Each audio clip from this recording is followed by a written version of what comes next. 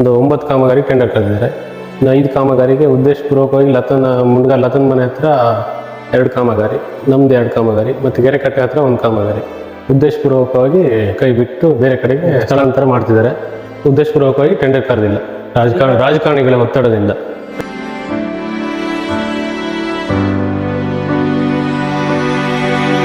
ಜಿಲ್ಲಾಧಿಕಾರಿಗಳು ಹಾಗೂ SP ಅವರ ಮುಖಾಂತರ ನಾವು 2-3 ಸರಿ ಹೋಗಿ ಮನವರಿಕೆ ಮಾಡಿದ್ರು ಕೂಡ ಈಗ ಟೆಂಡರ್ ಕರಿತೀವಿ ಅಂತ ಹೇಳಿದ್ರು. ಟೆಂಡರ್ ಕರೀದೇನೆ ಬೇರೆ ಕಡೆಗೆ ಈ ಕಾಮಗಾರಿನ ಸ್ಥಳಾಂತರಗೊಳಿಸಿ ಹೊರಟಿದ್ದಾರೆ. ನಮ್ಮ ಪರಿಶಿಷ್ಟ ಪಂಗಡ ಗೋಂಡು ಜನಾಂಗಕ್ಕೆ ದೌರ್ಜನ್ಯ ಆಗ್ತಿದೆ ಅಧಿಕಾರಿಗಳು ಮತ್ತು ರಾಜಕಾರಣಿಗಳಿಂದ.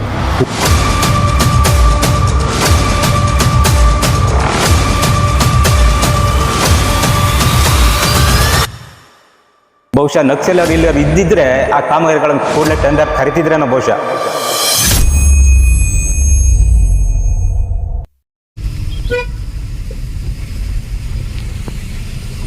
ತುಂಗಾ ನದಿ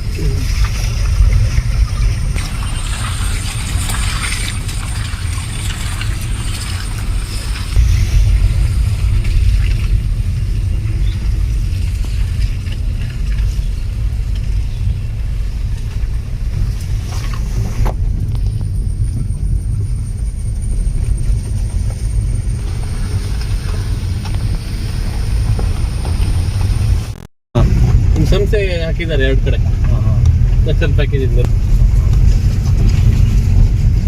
ಇಲ್ಲಿದ್ದು ಫಂಡ್ ತೆಗೆದು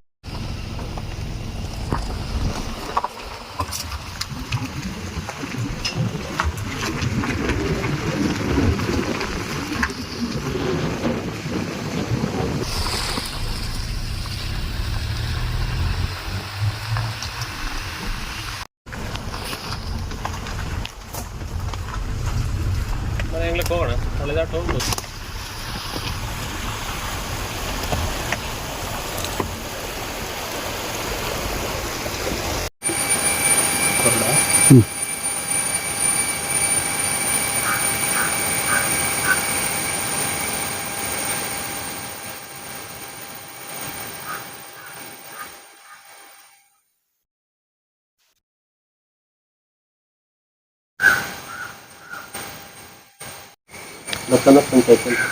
ಚಿಕ್ಕಮಗಳೂರು ಜಿಲ್ಲೆಯ ಸಿಂಗೇರಿ ಕ್ಷೇತ್ರಕ್ಕೆ ನಾವು ಇವತ್ತು ಕೂಡ ಬಂದಿದ್ದೇವೆ. ಇಲ್ಲಿ ಕೆರೆ ಗ್ರಾಮ ಪಂಚಾಯತ್ ವ್ಯಾಪ್ತಿಗೆ ಬರುವ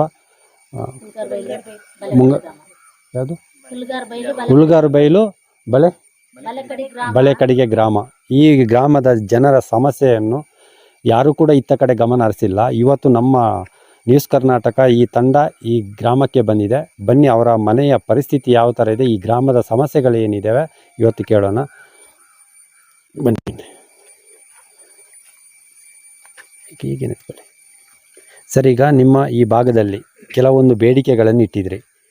ಇದೊಂಥರ ಇದು ನಕ್ಸಲ್ ಪ್ರದೇಶವಾಗಿತ್ತು ಮೊದಲು, ಈಗ ನಕ್ಸಲ್ ಮುಕ್ತ ಅಂತಲೂ ಆಗಿದೆ.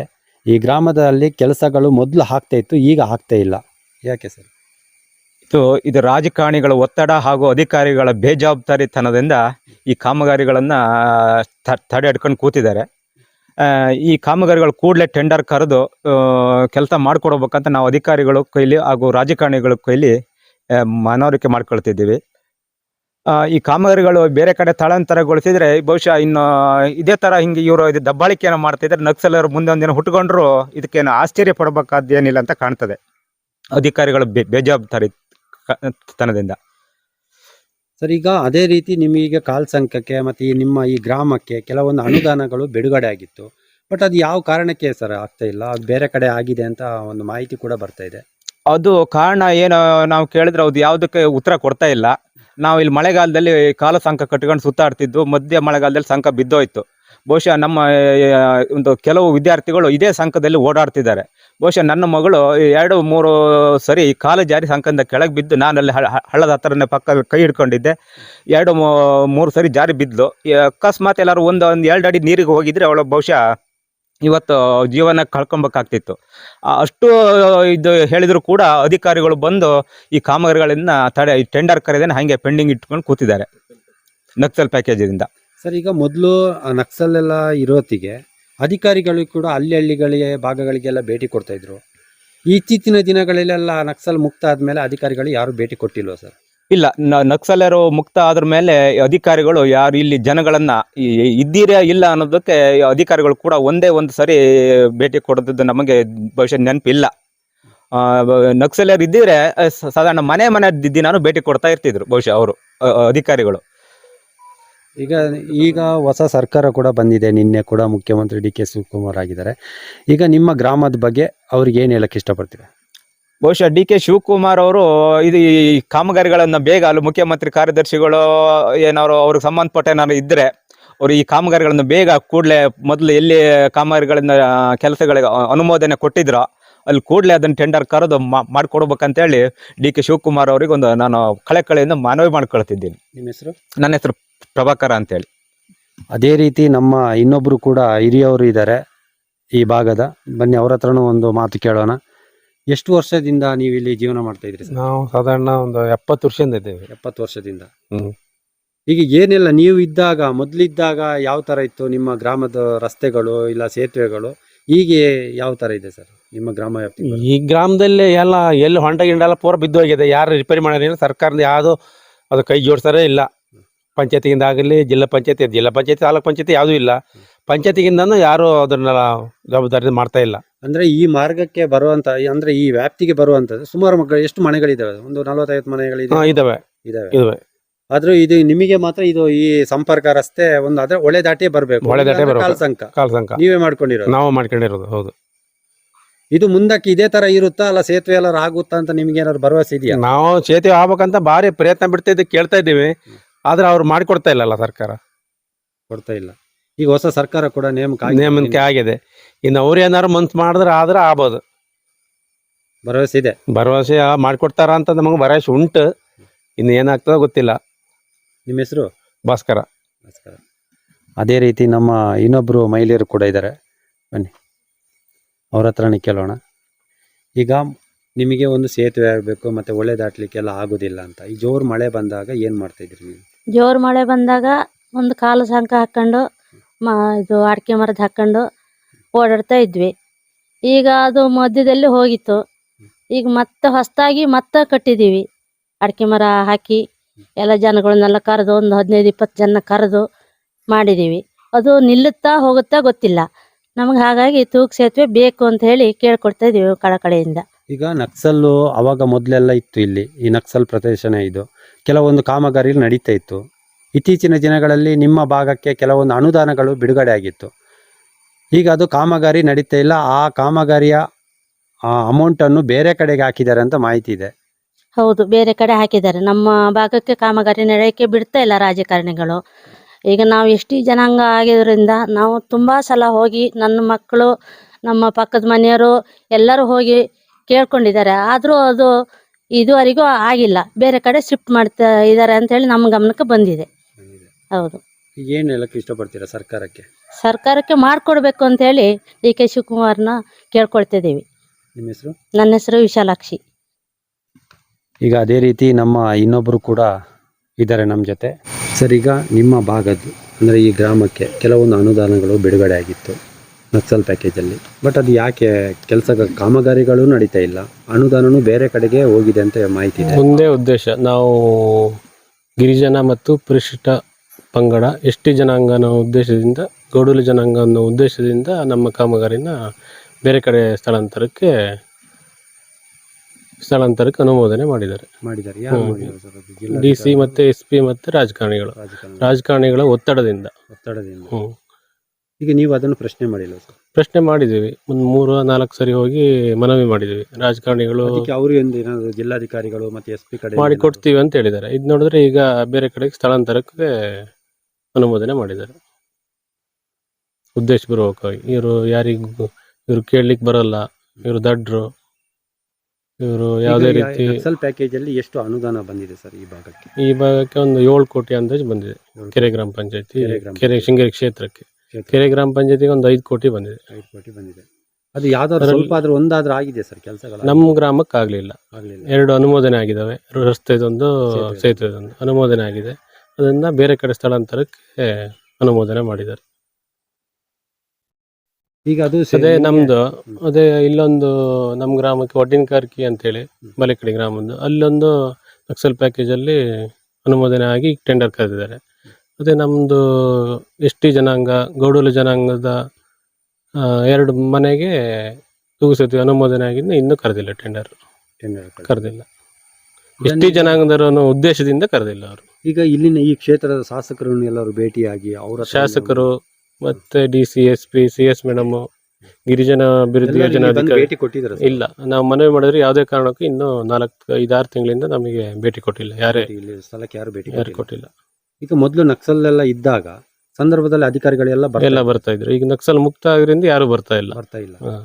ಈಗ ಕೊನೆಯದಾಗಿ ಈಗ ಹೊಸ ಸರ್ಕಾರ ಕೂಡ ಬಂದಿದೆ, ಅವ್ರಿಗೆ ಏನ್ ಹೇಳಕ್ ಇಷ್ಟಪಡ್ತೀರಿ? ಏನಂದ್ರೆ ನಮ್ದು ತೂಗು ಸೇತುವೆ ಮತ್ತು ರೋಡಿಂದ ಟೆಂಡರ್ ಕರೆದು ಬೇಗ ನಮ್ಮ ಕಾಮಗಾರಿ ಪ್ರಾರಂಭ ಮಾಡೋಕಂತ ಕೇಳ್ಕೊಡ್ತೀವಿ. ಈಗ ಈ ಸಲ ಮಳೆ ಬಂದಾಗ ಈ ಸೇತುವೆ ಎಲ್ಲರೂ ಆ ಕಡೆ ನೀರಿನ ರಭಸಕ್ಕೆ ಎಲ್ಲರೂ ಕೊಚ್ಚಿ ಹೋಗಿದೆ ಸರ್. ಈಗ ಹೋದ ವರ್ಷನೂ ಕೊಚ್ಚಿ ಹೋಗಿದೆ. ಈಗ ಇನ್ನೊಂದು 15-20 ದಿನದಲ್ಲಿ ಕೊಚ್ಚಿ ಹೋಗುತ್ತೆ. ಈಗ ಅದನ್ನು ಆಚೆ ಈಚೆ ಓಡಾಡೋದು ನೀವೇ ರೆಡಿ ಮಾಡೋದು? ನಾವೇ ರೆಡಿ ಮಾಡೋದು. ಒಂದು 15-20 ಆಳ ಆಗುತ್ತೆ. 20 ಆಳ ಆಗುತ್ತೆ. ಆದ್ರೂ ಅಧಿಕಾರಿಗಳು ಈ ಕಡೆ ಗಮನಿಸಿಲ್ಲ. ನಿಮ್ಮ ಹೆಸರು? ಆದರ್ಶ ಅಂತೇಳಿ. ನೋಡಿ, ಇದು ಈ ಗ್ರಾಮದ ಜನರ ನೋವು. ದಯವಿಟ್ಟು ನಮ್ಮ ಜಿಲ್ಲಾಧಿಕಾರಿಗಳು ಮತ್ತು ಜಿಲ್ಲಾ ವರಿಷ್ಠಾಧಿಕಾರಿಗಳು ಅಷ್ಟೇ ಈ ಭಾಗದ ಏನು ಸಮಸ್ಯೆಗಳಿದ್ದಾವೆ ಅಧಿಕಾರಿಗಳನ್ನು ಈ ಭಾಗಕ್ಕೆ ಕಳಿಸಿ ಅವರ ಒಂದು ಸಮಸ್ಯೆಗಳನ್ನು ಏನಿದೆ ಅದನ್ನು ಬಗೆಹರಿಸಿ. ನಾವು ಇದೇ ಥರ ಇನ್ನು ಅವರು ಸೇತುವೆ ಎಲ್ಲ ಯಾವ ಥರ ಮಾಡ್ಕೊಂಡಿದ್ದಾರೆ ಅಂತ ಆ ಸ್ಥಳಕ್ಕೆ ಹೋಗೋಣ ಬನ್ನಿ. ಯಾವ ಥರ ಇದೆ ನಾವು ನೋಡಿಲ್ಲ, ಇನ್ನು ಅಲ್ಲಿಗೆ ಹೋಗಿಕೊಂಡು ಏನಿದೆ ಏನುಂಟು ಅಂತ ನೋಡ್ಕೊಂಡು ಬರೋಣ ಬನ್ನಿ.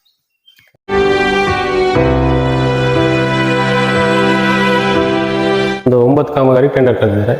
5 ಕಾಮಗಾರಿಗೆ ಉದ್ದೇಶಪೂರ್ವಕವಾಗಿ ಲತನ್ ಮನೆ ಹತ್ರ 2 ಕಾಮಗಾರಿ, ನಮ್ದು 2 ಕಾಮಗಾರಿ, ಮತ್ತು ಗೆರೆಕಟ್ಟೆ ಹತ್ರ 1 ಕಾಮಗಾರಿ ಉದ್ದೇಶಪೂರ್ವಕವಾಗಿ ಕೈ ಬಿಟ್ಟು ಬೇರೆ ಕಡೆಗೆ ಸ್ಥಳಾಂತರ ಮಾಡ್ತಿದ್ದಾರೆ.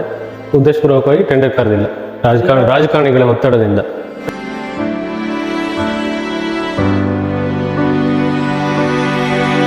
ಜಿಲ್ಲಾಧಿಕಾರಿಗಳು ಹಾಗೂ SP ಅವರ ಮುಖಾಂತರ ನಾವು 2-3 ಸರಿ ಹೋಗಿ ಮನವರಿಕೆ ಮಾಡಿದ್ರು ಕೂಡ ಈಗ ಟೆಂಡರ್ ಕರಿತೀವಿ ಅಂತ ಹೇಳಿದ್ರು. ಟೆಂಡರ್ ಕರೀದೇನೆ ಬೇರೆ ಕಡೆಗೆ ಈ ಕಾಮಗಾರಿನ ಸ್ಥಳಾಂತರಗೊಳಿಸಿ ಹೊರಟಿದ್ದಾರೆ. ನಾನೀಗ ಅವರ ಒಂದು ಏನು ಕಾಲ್ಸಂಕ ಅಂತ ಮಾಡ್ಕೊಂಡಿದ್ದಾರೆ, ಇಲ್ಲಿ ಈ ಭಾಗದಲ್ಲಿ ST ಜನಾಂಗದವರೇ ಇರೋದು. ಬಟ್ ಇತರೆ ಸ್ವಲ್ಪ ಜನಾಂಗದವರು ಕೂಡ ಇದ್ದಾರೆ. ಬಟ್ ಈ ಭಾಗದಲ್ಲಿ ST ಜನಾಂಗದವರು ಇರೋದ್ರಿಂದ ಅವರು ಮಾಡ್ಕೊಂಡಂತ ಒಂದು ಕಾಲ್ಸಂಕ ಏನಿದೆ, ಇದು ನೋಡಿ, ಇದೊಂದು ಬೆತ್ತ. ಈ ಬೆತ್ತದಲ್ಲಿ ಒಂಥರ ರೋಪ್ ತರ ಇದೆ. ಯಾವ ತರ ಪ್ರತಿ ವರ್ಷನೂ ಕೂಡ ಈ ಮಳೆ ಬಂದ ಸಂದರ್ಭದಲ್ಲಿ ಅತಿ ಹೆಚ್ಚು ಮಳೆ ಬೀಳುವ ಸಂದರ್ಭದಲ್ಲಿ ಇದು ಕೊಚ್ಕೊಂಡು ಹೋಗುತ್ತೆ. ಕೊಚ್ಕೊಂಡು ಆದ್ಮೇಲೆ ಸ್ವಲ್ಪ ಮಳೆ ಕಮ್ಮಿ ಆದ್ಮೇಲೆ ಅವರೇ ಮಾಡ್ಕೊಂಡಂತ ಒಂದು ಸಿದ್ಧತೆ ಯಾವ ತರ ಅಂದ್ರೆ, ಮೊದಲು ಇದ್ದಿರೋದು ಆ ಮರ ಬಿದ್ದಿದೆ ನೋಡಿ, ನಿಮಗೆ ಕೆಳಭಾಗದಲ್ಲಿ ಒಂದು ಮರ ಬಿದ್ದಿದೆ, ಅದರಲ್ಲಿ ನಡ್ಕೊಂಡು ಹೋಗುವಂತ ಒಂದು ಪರಿಸ್ಥಿತಿ ಇತ್ತು. ಅದು ಈ ಮಳೆ ಬಂದ ಸಂದರ್ಭದಲ್ಲಿ ಸ್ವಲ್ಪ ಕಟ್ಟಾಗಿ ಅದು ಬಿದ್ದಿದೆ. ಅದರಿಂದ ಇವರು ಕಾಲ್ಸಂಕ ಅಂತ ಮಾಡ್ಕೊಂಡಿದ್ದಾರೆ. ಕೂಡ ಈಗ 2 ದಿನ ಆಯ್ತಂತ ಇದು ಮಾಡ್ಕೊಂಡು. ಈಗ ಆ ಸೇತುವೆ ಮೇಲೆ ನಾವು ಕೂಡ ಇದೀವಿ ನೋಡಿ, ಯಾವ ತರ ಬೆತ್ತ ರೆಡಿ ಮಾಡಿದ್ದಾರೆ ಅಂತ ಹೇಳಿದ್ರೆ, ಯಾರು ಕೂಡ ಈ ತರದೊಂದು ಸೇತುವೆ ಮಾಡ್ಕೊಡಲ್ಲ, ಕಬ್ಬಿಣದೇ ಇರುತ್ತೆ. ಬಟ್ ಇವರಲ್ಲಿ ಕಾಡಿನ ಒಂದು ಬೆತ್ತದಲ್ಲಿ ಮಾಡುವಂತ ಒಂದು ಕೂಡ ಇದೆ. ಬಟ್ ಇದರಲ್ಲಿ ಪ್ರತಿಯೊಂದು ರೇಷನ್ ಆಗ್ಲಿ, ಶಾಲಾ ವಿದ್ಯಾರ್ಥಿಗಳಾಗ್ಲಿ ಪ್ರತಿಯೊಂದನ್ನು ಈ ಕಾಲ್ಸಂಕದಲ್ಲೇ ಹೋಗ್ಬೇಕು. ಕಳೆದ ವರ್ಷನೂ ಕೂಡ ಕಳೆದ ವರ್ಷ ಕೂಡ ನಾನು ಈ ವರದಿಯನ್ನು ಕೂಡ ಮಾಡಿದ್ದೆ ಈ ಸೇತುವೆ ಬಗ್ಗೆ. ಬಟ್ ಆದ್ರೂ ಈ ಸರ್ಕಾರ ಕೊಂಡಿಲ್ಲ. ಬಟ್ ಈ ಇದರಲ್ಲಿ ಒಂದು 20 ಅಡಿ ಆಳ ಇರ್ಬೋದು ಈ ಸೇತುವೆಯಿಂದ ಕೆಳಭಾಗದಲ್ಲಿ. ಬಟ್ ಮೇಲ್ಗಡೆ ನೋಡಿ, ಅಲ್ಲೊಂದು ಮೇಲ್ಗಡೆ ಭಾಗದಲ್ಲಿ ಮರ ಕೂಡ ಬಿದ್ದಿದೆ. ಆ ಮರ ಎಲ್ಲಾದ್ರೂ ನೀರಿನ ರಭಸಕ್ಕೆ ಕೊಚ್ಚಿಕೊಂಡು ಈ ಕಡೆ ಬಂದಂತ ಹೇಳಿದ್ರೆ ಈ ಸೇತುವೆ ಸಂಪೂರ್ಣ ಕೊಚ್ಚಿ ಹೋಗುತ್ತೆ. ಬಟ್ ಈ ಕಡೆಯಿಂದ ಆ ಕಡೆ ಸಂಪರ್ಕನೇ ಕಡಿತವಾಗುತ್ತೆ. ಬಟ್ ದಯವಿಟ್ಟು ಈ ಜಿಲ್ಲಾಧಿಕಾರಿ ಆಗ್ಲಿ ಮತ್ತೆ ನಮ್ಮ ಸಂಬಂಧಪಟ್ಟ ಪೊಲೀಸ್ ಡಿಪಾರ್ಟ್ಮೆಂಟ್ ಆಗ್ಲಿ ಪ್ರತಿಯೊಬ್ರು ಅಷ್ಟೇ ಈ ಭಾಗದಲ್ಲಿ ಏನ್ ಸಮಸ್ಯೆ ಇದೆ ಅದನ್ನು ಸ್ವಲ್ಪ ಬಗೆಹರಿಸಿ ಅಂತ ಹೇಳಿ ಈ ಗ್ರಾಮದ ಜನರು ಕೂಡ ಅವರು ಮನವಿ ಮಾಡ್ತಾ ಇದ್ದಾರೆ. ದಯವಿಟ್ಟು ಈ ಭಾಗಕ್ಕೆ ಕೆಲವೊಂದು ಹಳ್ಳಿ ಭಾಗದ ಸಮಸ್ಯೆಗಳನ್ನು ಯಾರು ಕೂಡ ಪ್ರಶ್ನೆ ಮಾಡ್ತಾ ಇಲ್ಲ. ಅಂದ್ರೆ ಮೊದಲು ನಕ್ಸಲ್ ಪ್ರದೇಶ ಇದು ಒಂದು ಆದ್ದರಿಂದ ನಕ್ಸಲ್ ಮೂವ್ಮೆಂಟ್ ಇದ್ದಾಗ ಕೆಲವೊಂದು ಅಧಿಕಾರಿಗಳು ಸ್ಥಳಕ್ಕೆ ಬಂದು ಅವರ ಒಂದು ಕುಂದುಕೊರತೆಗಳನ್ನು ಕೇಳ್ತಾ ಇದ್ರು. ಬಟ್ ಈಚಿನ ದಿನದಲ್ಲಿ ನಕ್ಸಲ್ ಮುಕ್ತ ಆದ ಮೇಲೆ ಅಧಿಕಾರಿಗಳು ಯಾರು ಕೂಡ ಇತ್ತ ಕಡೆ ಗಮನ ಹರಿಸಲ್ಲ ಅಂತ ಕೂಡ ಅವರು ಗ್ರಾಮದ ಜನರು ಕೂಡ ಹೇಳ್ತಾ ಇದ್ದಾರೆ. ನಮ್ಮ ನೋವುಗಳನ್ನು ನಾವು ಯಾರ ಬಳಿ ಹೇಳಿ, ಇದುವರೆಗೆ ಯಾವ ಒಬ್ರು ಅಧಿಕಾರಿಗಳು ಕೂಡ ನಮ್ಮ ಈ ಭಾಗಕ್ಕೆ ಬಂದು ಭೇಟಿ ಕೊಟ್ಟಿಲ್ಲ. ಇನ್ನು ನಮ್ಮ ಕಷ್ಟಗಳನ್ನು ಯಾರ ಬಳಿ ಹೇಳ್ಕೊಳ್ಳಿ. ಆದ್ದರಿಂದ ಇವತ್ತು ನಮ್ಮ ಮಾಧ್ಯಮದ ಮುಖಾಂತರ ಆದ್ರೂ ಅಧಿಕಾರಿಗಳಿಗೆ ತಲುಪೋ ತರ ಆಗ್ಲಿ ಅಂತ ಹೇಳಿ ಇವತ್ತು ಕೂಡ ನಾವು ಆ ಗ್ರಾಮಕ್ಕೆ ಬಂದಿದ್ದೀವಿ. ಕ್ಯಾಮರಾಮ್ಯಾನ್ ಚರಣ್, ಗಣೇಶ್, ನ್ಯೂಸ್ ಕರ್ನಾಟಕ, ಕಳಸ. ನಾನು ಬಲೇಕಡಿ ಗ್ರಾಮದ ಪ್ರಭಾಕರ್ ಅಂತೇಳಿ ಹುಲ್ಗಾರ್ಬೈಲಿಂದ ಮಾತಾಡ್ತಿರೋದು. ಇಲ್ಲಿ ನಕ್ಸಲ್ ಪ್ರದೇಶವಾಗಿದ್ದರಿಂದ ಇಲ್ಲಿ ನಮ್ಮ ಮಳೆಗಾಲದಲ್ಲಿ ಒಂದು 4-5 ತಿಂಗಳು ಅಲ್ಲ ಹೋದ ಸರಿ ಮರ ಬಿದ್ದು ಸಂಕ ಬಿದ್ದೋಯ್ತು. ಬಿದ್ದೋದ ತಕ್ಷಣ ಸಮಾಜ ಕಲ್ಯಾಣ ಇಲಾಖೆಯವರು ಬಂದು ಇಲ್ಲಿ ಸ್ಥಳ ಪರಿಶೀಲನೆ ಮಾಡಿ ನಮ್ಮ ಸಂಕದೆಲ್ಲ ಒಂದು ಎಸ್ಟಿಮೇಟ್ ಮಾಡಿದ್ರು. ಎಸ್ಟಿಮೇಟ್ ಮಾಡಿ ನಕ್ಸಲ್ ಪ್ರದೇಶ ಆದ್ದರಿಂದ ನಕ್ಸಲ್ ಶರಣಾಗತಿ ಆದ ಪ್ಯಾಕೇಜ್ ದುಡ್ಡನ್ನು ಇಲ್ಲಿ ಸಂಕಕ್ಕೆ ಬಿಡುಗಡೆಗೊಳಿಸಿದ ದುಡ್ಡನ್ನು ಈಗ ಜಿಲ್ಲಾಧಿಕಾರಿಗಳು ಹಾಗೂ SP ಅವರ ಮುಖಾಂತರ ನಾವು 2-3 ಸರಿ ಹೋಗಿ ಮನವರಿಕೆ ಮಾಡಿದ್ರು ಕೂಡ ಈಗ ಟೆಂಡರ್ ಕರಿತೀವಿ ಅಂತ ಹೇಳಿದ್ರು. ಟೆಂಡರ್ ಕರೀದೇನೆ ಬೇರೆ ಕಡೆಗೆ ಈ ಕಾಮಗಾರಿನ ಸ್ಥಳಾಂತರಗೊಳಿಸಿ ಹೊರಟಿದ್ದಾರೆ. ಆದಷ್ಟು ಬೇಗ ನಾವು ಈ ಕಾಮಗಾರಿಗಳನ್ನು ಬೇಗ ಕೂಡಲೇ ಟೆಂಡರ್ ಕರೆದು ಈ ಕೆಲಸಗಳನ್ನು ಶುರು ಮಾಡಬೇಕಂತ SP ಹಾಗೂ ಜಿಲ್ಲಾಧಿಕಾರಿಗಳಿಗೂ ಕೂಡಲೇ ಇದನ್ನು ಟೆಂಡರ್ ಕರೆದು ಕಾಮಗಾರಿಗಳನ್ನು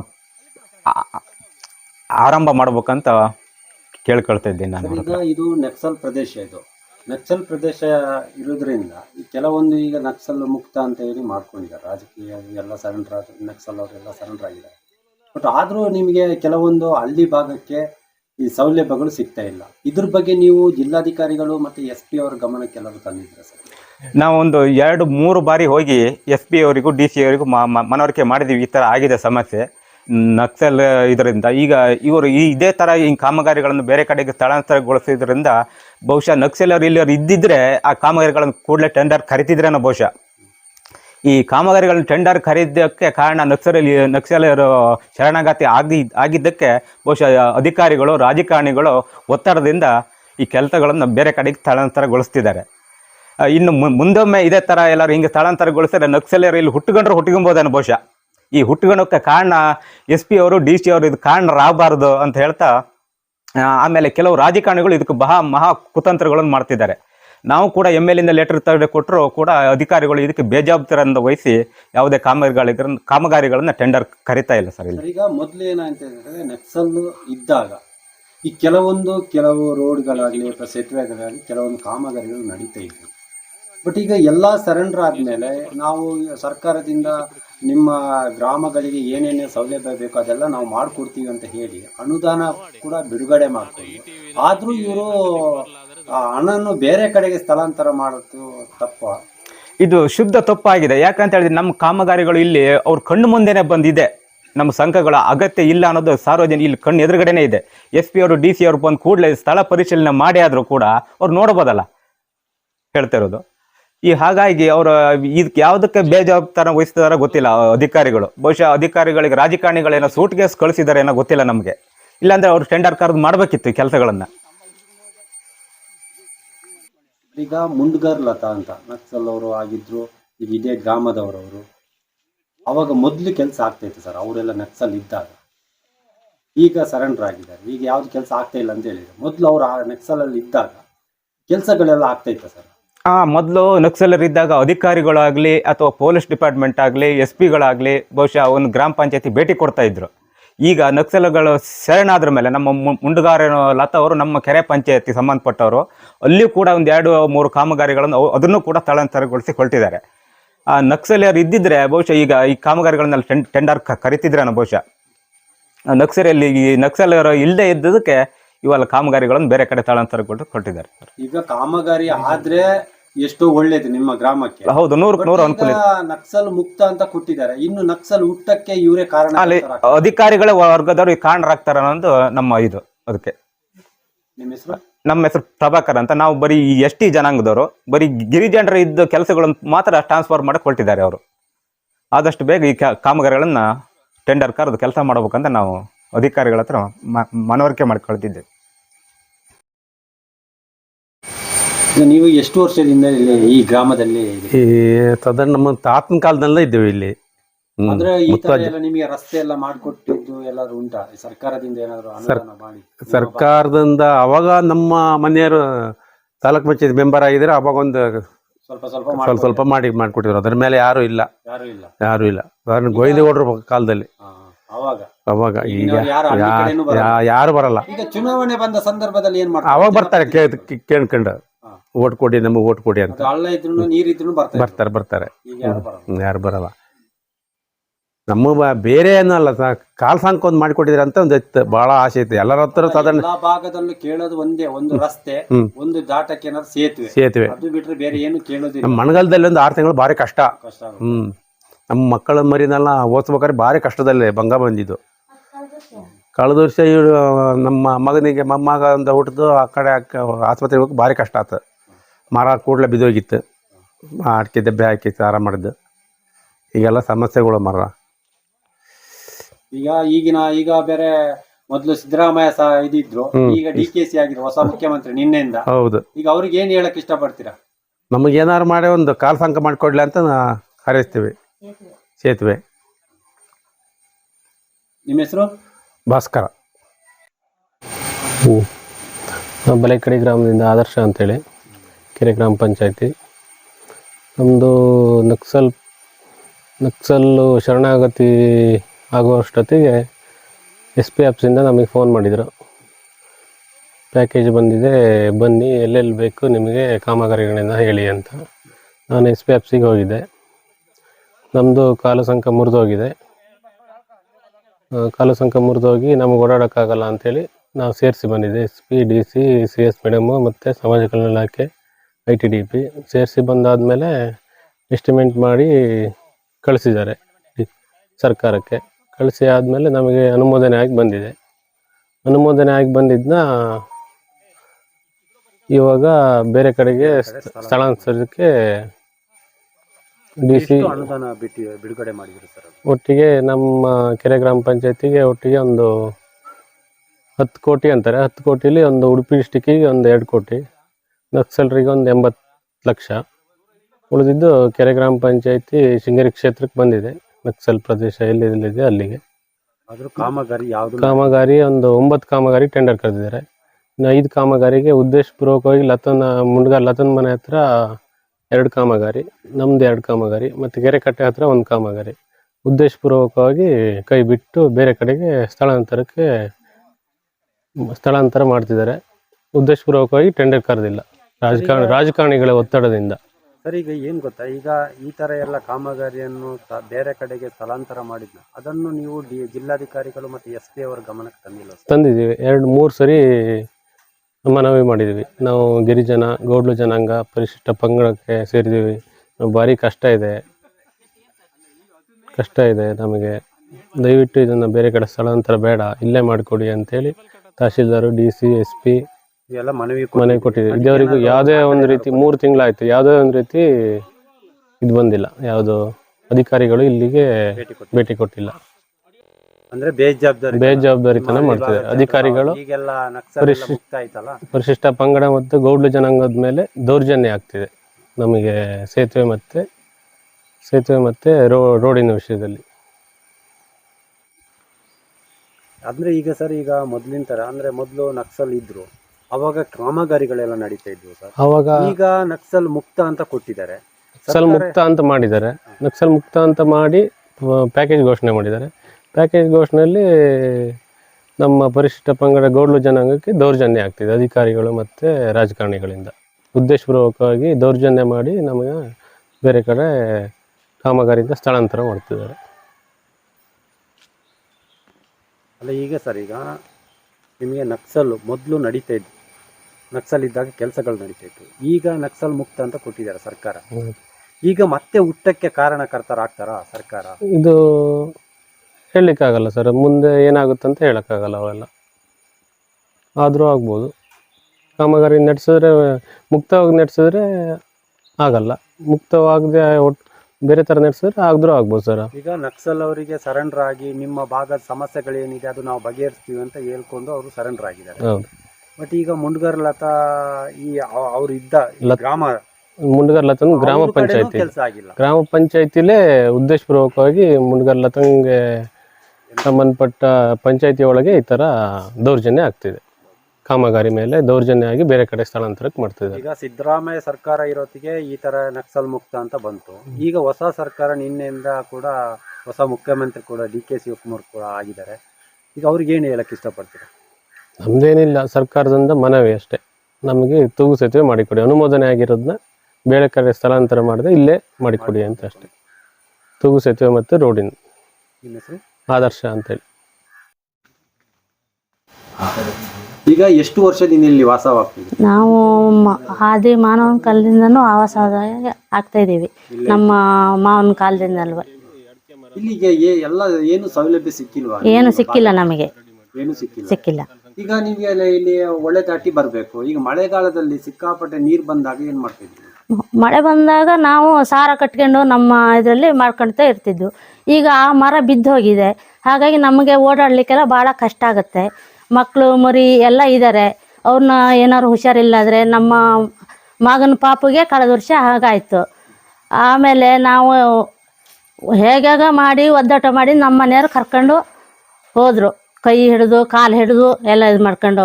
ಅಂಥ ಪರಿಸ್ಥಿತಿಲಿ ನಾವು ಏನು ಹೇಳಿದ್ರು ನಮ್ಗೆ ಕಾಲು ಸೇತುವೆ ತೂಕು ಸೇತುವೆ ಯಾವುದೂ ಕೊಡ್ತಾ ಇಲ್ಲ. ಈಗ ಶಾಂಕ್ಷನ್ ಆಗಿದ್ನು ಬೇರೆ ಕಡೆ ಶಿಫ್ಟ್ ಮಾಡ್ತಾ ಇದ್ದಾರೆ ನಕ್ಸಲ್ ಪ್ಯಾಕೇಜಿಂದ. ಈಗ ನಿಮ್ಗೆ ನಕ್ಸಲ್ ಇದ್ದಾಗ ಕೆಲ್ಸಗಳು ಆಗ್ತಾ ಇತ್ತಲ್ಲ, ಅದು ಒಳ್ಳೇದಾ ಅಲ್ಲ ಈಗಿನ ಪರಿಸ್ಥಿತಿ ಒಳ್ಳೇದಾ ನಿಮ್ಗೆ? ಈಗಿನ ಪರಿಸ್ಥಿತಿ ಭಾಳ ಕೆಟ್ಟದಾಗಿದೆ. ಕೆಟ್ಟದಾಗಿದೆ. ಅವ್ರು ಇದ್ದಾಗ ಸ್ವಲ್ಪ ಕೆಲಸ ಆಗ್ತಿತ್ತು. ಎಲ್ಲ ಮನೆಗೆಲ್ಲ ಬಂದು ಕೇಳ್ತಿದ್ರು, ನಿಮ್ಗೇನು ಬೇಕು. ಎಲ್ಲ ಅಧಿಕಾರಿಗಳೆಲ್ಲ ಬರ್ತಿದ್ರು. ಈಗ ಯಾವನು ಬರಲ್ಲ. ಈಗ ಯಾರು ಬರಲ್ಲ, ನಮ್ಮನ್ನ ಹೇಗಿದ್ದೀರಿ ಏನು ಅಂತ ಕೇಳಲ್ಲ. ಇರೋ ಸೇತುವೆ ಮಾಡ್ಕೊಡ್ತೀವಿ ಅಂತ ಹೇಳಿದ್ನು, ಅದನ್ನು ತೆಗೆದು ಹಾಕ್ತಾ ಇದ್ದಾರೆ. ಈಗ ನಿಮ್ಮ ಕೈಯಿಂದನೇ ಮಾಡ್ಕೊಂಡು ಅಂದ್ರೆ ಕಾಲ್ ಸಂಕ ಅಂತ ಮಾಡ್ಕೊಂಡಿದ್ರಿ, ಅಂದ್ರೆ ಅಡಿಕೆ ದಬ್ಬೆಯಲ್ಲಿ. ಹೌದು, ಅಡಿಕೆ ದಬ್ಬೆಯಲ್ಲಿ ಮಾಡ್ಕೊಳ್ತಾ ಇದೀವಿ. ಜೋರ್ ಮಳೆ ಬಂದ್ರೆ ಅದನ್ನ ತೊಳ್ಕೊಂಡು ಹೋಯ್ತು ಅಂದ್ರೆ ನಾವು ಇಲ್ಲೇ ಇರ್ಬೇಕು. ಏನಾದ್ರೂ ನಾವು ಇಲ್ಲೇ, ಸತ್ರು ಇಲ್ಲೇ, ಇದ್ರು ಇಲ್ಲೇ. ಆ ಕಾಲ್ ಸಂಕಯದಲ್ಲಿ ನಡ್ಕೊಂಡು ಬರುವಂತ ಈಗ ಸರ್ಕಾರಕ್ಕೆ ಏನ್ ಹೇಳಕ್ ಇಷ್ಟಪಡ್ತೀರಾ? ಸರ್ಕಾರಕ್ಕೆ ನಾವು ತೂಕು ಸೇತುವೆ ಬೇಕು ಅಂತ ಹೇಳಿ ಕೇಳ್ಕೊಳ್ತೀವಿ. ಕೆಳಗಡೆ ಅನುಮೋದನೆ ಆಗಿರೋದನ್ನ ಬೇರೆ ಕಡೆ ಎಲ್ಲೂ ಶಿಫ್ಟ್ ಆಗಬಾರ್ದು, ನಮಗೆ ಮಾಡ್ಕೊಡ್ಬೇಕು ಅಂತ ಹೇಳಿ ಮನವಿ ಮಾಡ್ಕೊಳ್ತೀವಿ. ನಿಮ್ಮ ಹೆಸರು?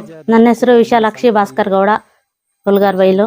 ಒತ್ತು ತರುವಂತ ದೃಶ್ಯ ಕೂಡ ನೀವು ನೋಡ್ಬೋದು. ಯಜಮಾನ್ರು ಎಲ್ಲಿಂದ ರೇಷನ್ ಎಲ್ಲ ತಗೊಂಬರ್ತಾ ಇದ್ರಿ? ನಾವು ಶೃಂಗೇರಿಗೆ ಹೋಗಿ ಶೃಂಗೇರಿಯಿಂದ ತಗೊಂಡು ಈ ಸಂಕದಲ್ಲಿ ದಿನನಿತ್ಯ ಓಡಾಡಬೇಕಾಗಿದೆ ಈ ಪರಿಸ್ಥಿತಿ ನಮ್ಮದಿದೆ. ಹೌದಾ? ಇದು 2-3 ಬಾರಿ ನಾನು ಈ ಕೆಳಗೆ ಸಂಕದಿಂದ ಕೆಳಗೆ ಬಿದ್ದಿದ್ದೀನಿ. ಹಾ. ಒಳಗೆ ಸ್ವಲ್ಪ ಈಜಿಗೆ ಗೊತ್ತಿರೋದ್ರಿಂದ ದಡ ಸೇರಿ ಮನೆ ಸೇರ್ಬಿಟ್ಟೆ ನಾನು. ಎಲ್ಲರೂ ಈ ಭಾಗದ ಜನರೆಲ್ಲ ಈ ಸೇತುವೆ, ಈ ಮಳೆ ಬಂದು ಸ್ವಲ್ಪ ನೀರಿನ ಮಟ್ಟ ಸ್ವಲ್ಪ ಏರಿಕೆ ಆಗಿದೆ. ಅವರೇ ಪ್ರತಿ ವರ್ಷನೂ ಕೂಡ ಈ ಸಂದರ್ಭದಲ್ಲಿ ಅವರು ಸೇತುವೆ ನಿರ್ಮಾಣ ಮಾಡ್ಕೊಳ್ತಾರೆ.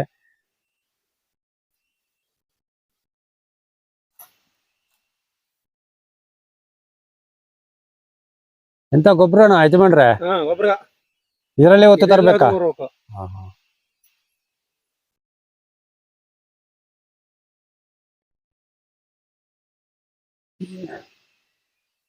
ನಾನು ಕೆಳಭಾಗದಲ್ಲಿ ಇದ್ದೀನಿ, ಸಾಧಾರಣ ಒಂದು 15-20 ಅಡಿ ಕೆಳಗಡೆ. ಅವರು ಮೇಲ್ಭಾಗದಲ್ಲಿದ್ದಾರೆ. ಝೂಮ್ ಹಾಕಿ ನೋಡ್ತಾ ಇದ್ದೀನಿ, ನೋಡಿ ಯಾವ ತರ ಇಳಿತಾ ಇದ್ದಾರೆ ಅಂತೇಳಿ.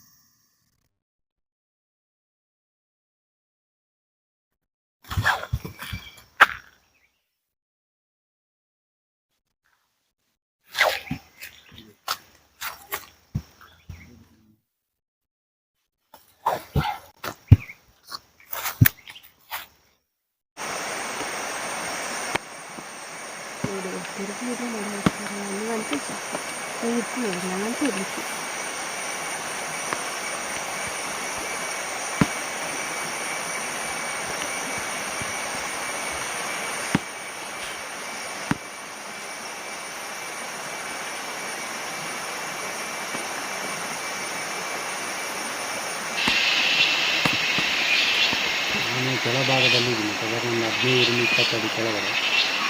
ಅವರು ಮೇಲ್ಭಾಗದಲ್ಲಿದ್ದಾರೆ. ಝೂಮ್ ಹಾಕಿ ನೋಡ್ತಾ ಇದ್ದೀನಿ, ನೋಡಿ ಯಾವ ಥರ ಇಳಿತಿದ್ದಾರೆ ಅಂತೇಳಿ.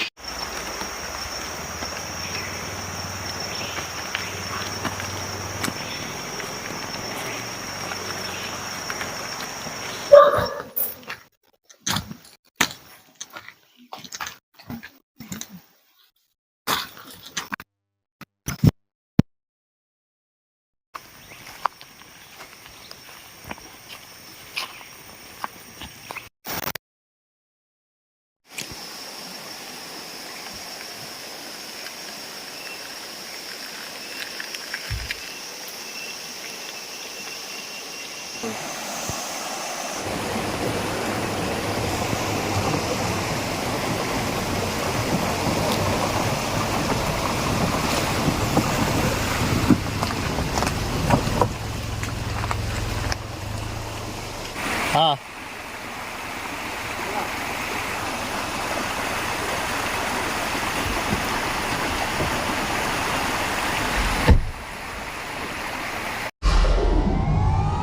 ವಿಡಿಯೋ ನೋಡಿದ್ದಕ್ಕೆ ಧನ್ಯವಾದಗಳು. ಮುಂದಿನ ವಿಡಿಯೋದಲ್ಲಿ ಸಿಗೋಣ. ಕ್ಷಣ ಕ್ಷಣದ ಸುದ್ದಿಗಾಗಿ ವೀಕ್ಷಿಸಿ ನ್ಯೂಸ್ ಕರ್ನಾಟಕ, ಸದಾ ನಿಮ್ಮ ಜೊತೆ.